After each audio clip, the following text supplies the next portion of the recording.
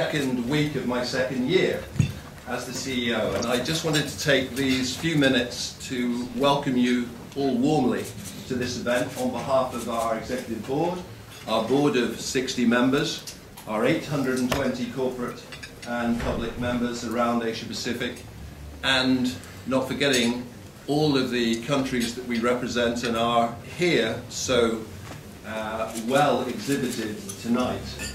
The order of the evening, to put you at ease, is you will be getting a main course quite soon. The wine will keep flowing, and the conversation is always to be encouraged. But the official flow is I will welcome you on behalf of PATA and Andrew Rossingdale, of course, our official host, MP, for the evening, and our host for the evening will welcome you to the House of Commons. After the main course, as I think you know, we've invited Gloria Guevara to speak very appropriately, as I'm sure you all know, as the minister who put our industry on the G20 map through a lot of hard work.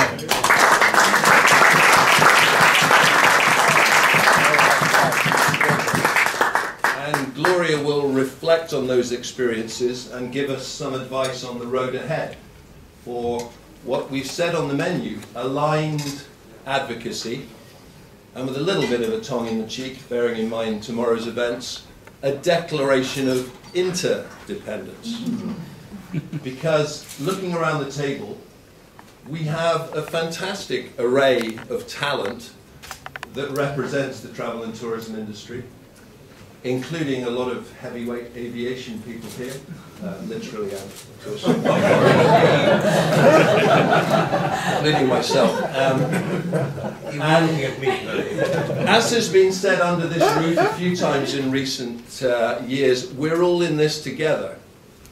And I think the declaration of interdependence has been very clearly exhibited just in the last week by Priti Patel, who, as I hope you're all aware, is the MP who led the motion against APD.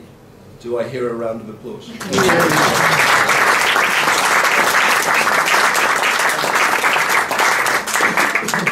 Priti has kindly agreed to speak after Gloria to give us a short briefing on how the debate went and where it goes next. So I'm hoping that from one successful and pioneering lady, we will pass the baton to another lady to progress our case in the political circles.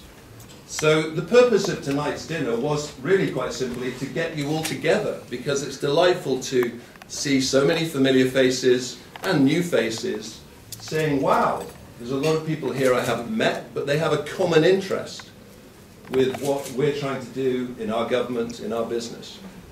And in saying that, I should also reflect on my first year as the CEO of PATA and thank particularly Talib for making me so welcome to this new challenge to represent such a wide spectrum of the travel and tourism industry, and David.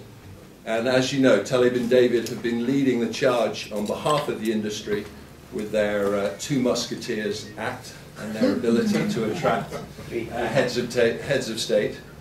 And I want to finally, in my second year, firstly start hosting a few dinners instead of being a guest at them, and secondly try and make sure that PATA pulls its weight, and in the Asia Pacific region, which, as I'm sure you're aware, we represent, make sure that our members feel we're playing our role in aligned advocacy.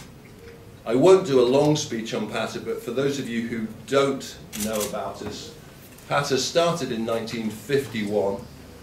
Two pioneering gentlemen decided after the great tragedies around the Pacific there was a need to build alliances through travel and tourism. Our headquarters were in San Francisco until 1998 when we moved to Bangkok, which is where I'm based now. We have offices in Beijing and in Sydney.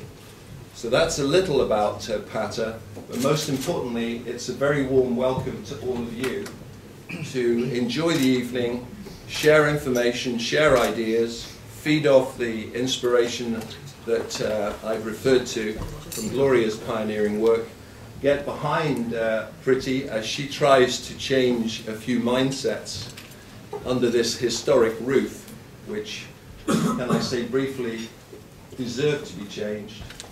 I think it is frankly outrageous that one government can tax one industry to the level that the British government is taxing the airline industry and create an impediment for a lot of societal and economic growth. And Priti will talk about that in a little more detail. But bear in mind a comparative statistic. In June this year, when I was asked to comment on the BBC at the IATA AGM in Beijing, it came to my attention that this year the British government will collect more in taxes from APD, $3 billion US, than all 230 IATA airlines are predicted to make in total profits. Does that sound reasonable to you? Good. I didn't think anyone would object. But it affects a lot of economies. It affects the Maldives. We have the minister here, who 40% of his country's economic development depends on tourism. It affects big countries as well, and we have India and China well represented here. So all of you around the table have a different vested interest. We have Airbus and Boeing and Rolls and GE represented here by ATAC. They have an interest in this too. And we have several distinguished airlines that I'd like to point out. Cathay Pacific, who've been a member of PATA for over 40 years. Angus Barclay is representing them as their GM in Europe. And we have other airlines in the Middle East that we'd like to serve with advocacy. And Vijay, your membership application is always welcome.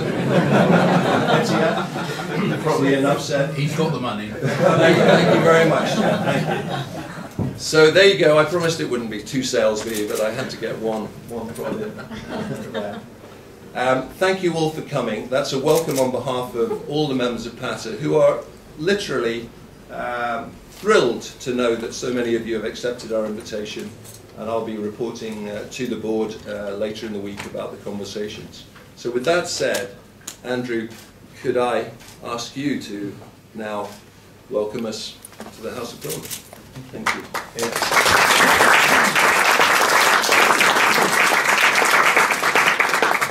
Well, Martin, friends, ministers, distinguished guests, ladies and gentlemen, it is a pleasure for me as one of the members of Parliament here this evening. My colleague Priti Patel is the other. Two of us are both representing constituencies within the United Kingdom, and we are elected to serve in this Parliament. And so for both of us, it's a pleasure to welcome you here to the Parliament of the United Kingdom of Great Britain and Northern Ireland. And it's a particular pleasure to welcome representatives from the Pacific Asia region of the world, because this is a very special year for our country as we celebrate Her Majesty the Queen's Diamond Jubilee. 60 years of Queen Elizabeth II as our sovereign and head of state. And we have had a magnificent year with the Diamond Jubilee and, of course, with the London Olympics. It's been a great year for Britain, and here at World Travel Market this week it's wonderful to welcome so many distinguished representatives from countries far and wide, many of whom we have had very close historical connections with over many centuries. And I particularly welcome those countries from the Commonwealth, many of you representing countries of the Commonwealth of Nations, but those who aren't members of the Commonwealth, everyone here is welcome in this global city of London. And it's a particular pleasure to welcome you here to the Mother of Parliaments. The British Parliament, I believe, is a parliament that we should all be proud of, despite what the media try to do. I think to all politicians and to all parliaments, I think that we in this country are very proud of our parliamentary democracy, of our constitution, and of our monarchy. And we have a great deal to be proud about. Tourism, I believe, is something that we should all be working together to promote between our respective countries.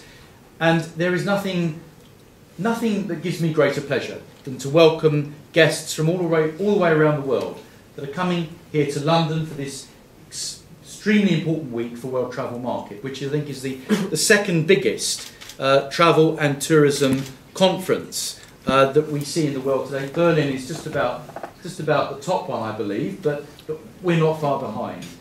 But it's great to have you here for this important week, and wonderful to welcome you here to the British Parliament.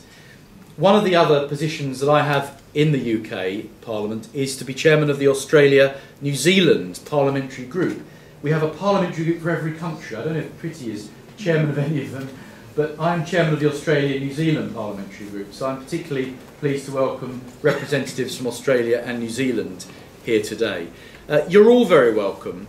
I think that Britain is in a unique position to work with countries across the world to promote travel and tourism. I think we sympathise entirely with what Martin has said regarding the APD, and I know that my colleague Pretty has been leading the way on this issue. We are both, I don't think it's any secret, but we are both Conservative MPs, and being Conservative MPs, we don't like the idea of tax of any kind. And the lower we can reduce taxation, I think the better it is for business, and certainly in this case, the better it is for travel and tourism. And so we have certain sympathies with the cause that PATA are promoting in understand the detrimental effects that the APD will have and is having on travel and tourism. So I welcome you here this evening to the Houses of Parliament. I thank you once again for coming to visit this Parliament. You came 2 years ago. I don't think last year, but the year before I was able to welcome you, and you are always welcome here in the Parliament of the United Kingdom. And I thank you for coming to London for this very important week as we once again gather for the World Travel Market. Ministers, friends, ladies and gentlemen, I thank you for coming this evening and wish you a very pleasant stay here in the capital of the UK, London. Thank you very much indeed.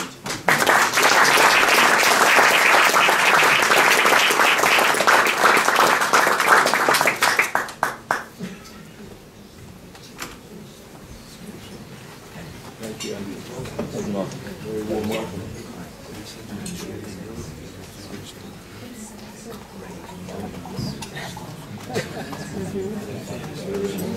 Thank you very much.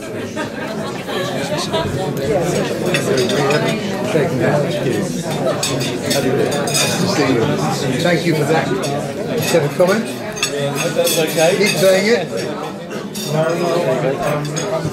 Give you even more numbers in support of your case. Very good. £20 to get a new long-haul tourist.